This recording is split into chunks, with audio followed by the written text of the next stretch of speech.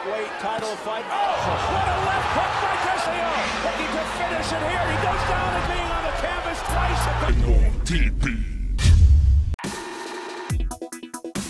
Former 2 Division World Champion Marcos Chino Maidana, opisyal na ang pagbabalik sa boxing ring.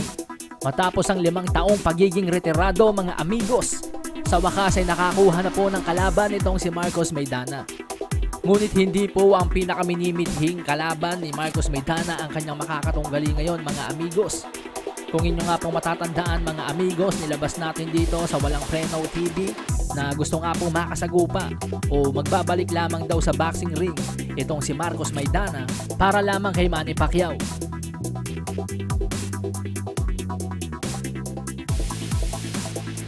Ngunit dahil bigo nga pong makalaban si Manny Pacquiao at bigo rin magkaroon ng bagong kontrata sa Premier Boxing Championship, heto ngayon si Marcos Maidana sasagupa sa isang MMA fighter. At ang kanya makakasagupa nga po mga amigos ay walang iba kundi si Jorge Acero Cali.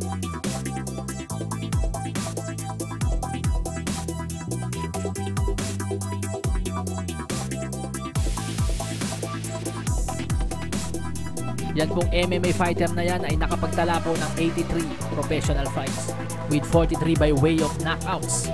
At ang kanilang bakbakan nga po ni Marcos Maidana ay magaganap po sa April 18, 2020.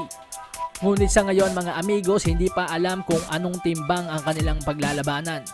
Dahil sa kasagsagan nga po ng retirement noon ni Marcos Maidana ay umabot ito halos sa heavyweight.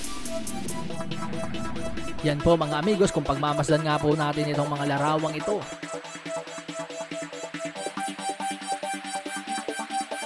Talagang out of shape si Marcos Maidana. Pero ngayon bumaba na nga daw po ang timbang ni Marcos Maidana ayon sa kanyang kampo. May mga lumabas na ulat na sa cruiserweight nga daw po magaganap ang bakbakang ito. May mga lumabas naman na target ang timbang na 168 pounds o super middleweight.